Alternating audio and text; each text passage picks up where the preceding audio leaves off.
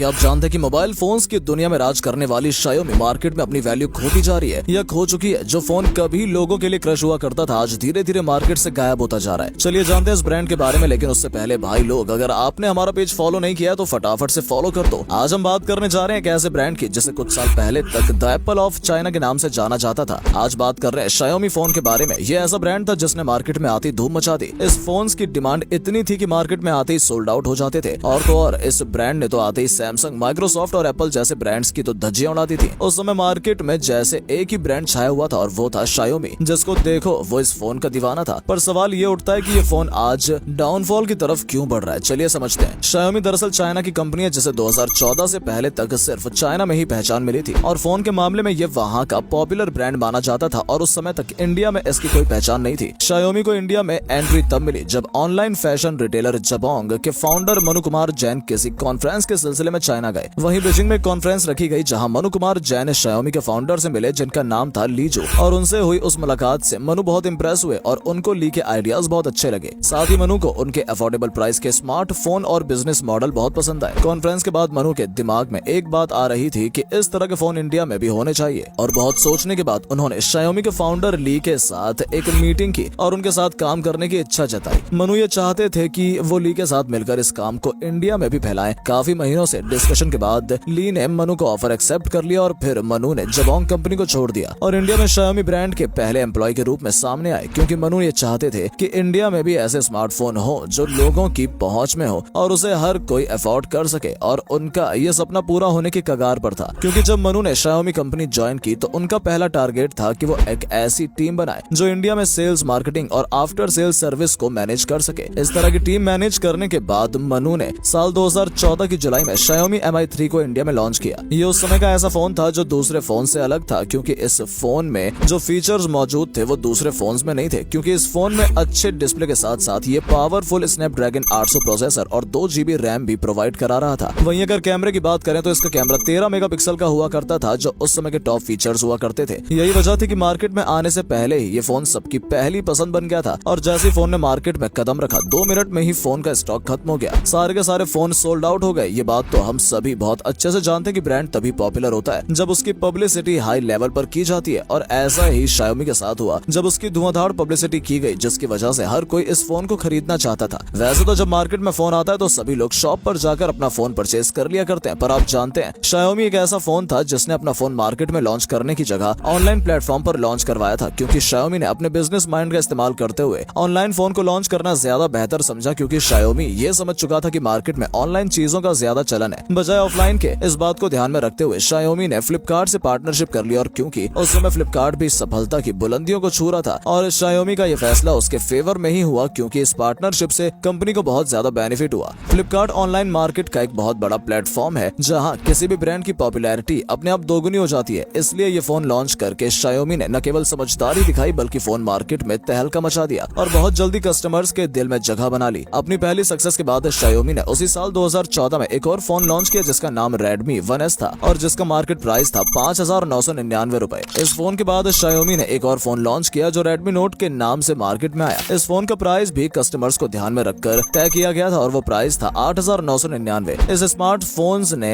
Xiaomi को बुलंदियों तक पहुंचा दिया और कम प्राइस और अच्छे फीचर्स की वजह से लोगों के बीच इस फोन की डिमांड बढ़ने लगी। आप ये कह सकते हैं कि उस समय अगर कोई फोन लेता तो Xiaomi Redmi Note और Mi को ही लेना पसंद करता था। धीरे धीरे इस ब्रांड ने काफी अच्छे फोन्स मार्केट में लॉन्च किए। आपको तो पता होगा कि उस समय एप्पल फोन बहुत महंगे आते थे और इसको अफोर्ड कर पाना बहुत ही मुश्किल होता था, तो Xiaomi कंपनी ने इस बात का ध्यान रखते हुए कुछ ऐसे फोन्स बनाए जो दिखने में एप्पल फोन के जैसे थे, जिससे जो लोग एप्पल फोन को नहीं खरीद सकते थे वो लोग अपना दिल न मारे और उसके जैसे दिखने वाले फोन को खरीद लें। अपनी सक्सेस के झंडे गाड़ते हुए 2017 में Xiaomi फोन की दुनिया का बेताज बादशाह बन गया। इस फोन का नंबर 1 पर आना कोई करिश्मा नहीं था बल्कि एक सोचा समझा प्लान था जिसके पीछे बहुत सारे लोगों का हाथ है। ये तो आप सभी जानते हैं कि उस समय कीपैड वाले फोन चला करते थे जो लोगों की जरूरतों के लिए ठीक थे और उन फोन्स की बैटरी भी काफी अच्छी चला करती थी जो आराम से 2 दिन तक बिना चार्ज किए चल सकती थी। पर जब स्मार्टफोन्स आए तो उनकी बैटरी में वो ताकत नहीं थी, मतलब कि बैटरी जल्दी डाउन हो जाया करती थी। इसलिए बहुत से लोग स्मार्टफोन्स आ जाने पर भी कीपैड को अपने साथ ही रखते थे। ये तो थी दूसरे स्मार्टफोन की बात। अगर जब Xiaomi ने इंडिया में कदम रखा तो सबसे पहले उसने इस बात पर ध्यान दिया और फोन में 4000 mAh की बैटरी लगाई, जिससे लोगों को जल्दी बैटरी डिस्चार्ज करने का डर न सताए और वो अपना काम आराम से कर सके। Xiaomi के सक्सेस के पीछे दूसरी वजह थी कम रेंज में अच्छी क्वालिटी का फोन होना, क्योंकि जिस समय Xiaomi लॉन्च हुआ था उस समय एप्पल और सैमसंग का राज हुआ करता था और हाई रेट होने की वजह से लोग उसे खरीद नहीं पाते थे, इसलिए उनके पास दूसरा ऑप्शन लावा, माइक्रोमैक्स और कार्बन था। लेकिन फोन के फीचर्स लोगों को ज्यादा पसंद नहीं आए, पर मजबूरी में उन्हें वही फोन खरीदना पड़ा जो उनकी पॉकेट के हिसाब से मिल सकता था। इसलिए जब Xiaomi अपना फोन मार्केट में लाया तो इन सभी कमियों को दूर करके नए फीचर्स के साथ लॉन्च किया जो लोगों को बहुत पसंद आए, और देखते ही देखते फोन की डिमांड इतनी बढ़ गई कि लोग इस फोन की बुकिंग महीनों भर पहले से ही किया करते थे। और अपनी अच्छी ग्रोथ की वजह से 2 साल के भीतर ही Xiaomi ने बाकी सभी स्मार्टफोन्स को पीछे छोड़ दिया और 2017 में Xiaomi इंडिया में सबसे ज्यादा स्मार्टफोन बेचने वाली कंपनी बन गई। आपको बता दें, इस फोन ने कभी कोई टीवी एडवर्टाइजमेंट नहीं करवाया और ना ही कोई पब्लिसिटी की होर्डिंग्स लगवाई। अपने अच्छे फीचर्स और क्वालिटी की वजह से वो मार्केट में नंबर 1 की पोजीशन पर पहुंच गया और साल 2020 में भी 28% मार्केट शेयर के साथ मौजूद था। Xiaomi जो कभी नंबर 1 स्मार्टफोन हुआ करता था, 2020 के बाद अचानक से इसके शेयर मार्केट में गिरावट आ गई है। आज उसकी जगह वीवो और सैमसंग ने ले ली है। आखिर ऐसा क्या हुआ इस स्मार्टफोन के साथ जो ये धीरे धीरे डाउन होता चला गया? दरअसल इंसान की एक फितरत होती है कि अगर वो पहली बार में 10,000 का फोन ले रहा है तो अगली बार कोशिश करेगा कि वो कम से कम 15,000 का फोन यूज करे, क्योंकि वो ये बात अच्छे से जानता है कि आने वाले फोन में अच्छे फीचर्स होंगे और आज की जनरेशन क्वालिटी और फीचर्स के मामले में कोई भी कॉम्प्रोमाइज नहीं करती है। Xiaomi ने मार्केट में अपनी वैल्यू तो वैसे भी अफोर्डेबल बना रखी थी, जिसकी वजह से लोग इसे अफोर्डेबल फोन की सीरीज में देखते हैं और जैसे मार्केट में कोई हाई रेंज का फोन आता है उनके माइंड में तुरंत ये बात क्लिक कर जाती है कि ये फोन उस फोन से बेटर फैसिलिटीज के साथ आया होगा। शायद यही वजह है कि आज Xiaomi पीछे होता जा रहा है। एक समय था जब Xiaomi अपने कोई भी फोन को लॉन्च करता था तो उसके फीचर्स दूसरे से बिल्कुल अलग हुआ करते थे, लेकिन आज वीवो और सैमसंग ने भी कमर कस ली है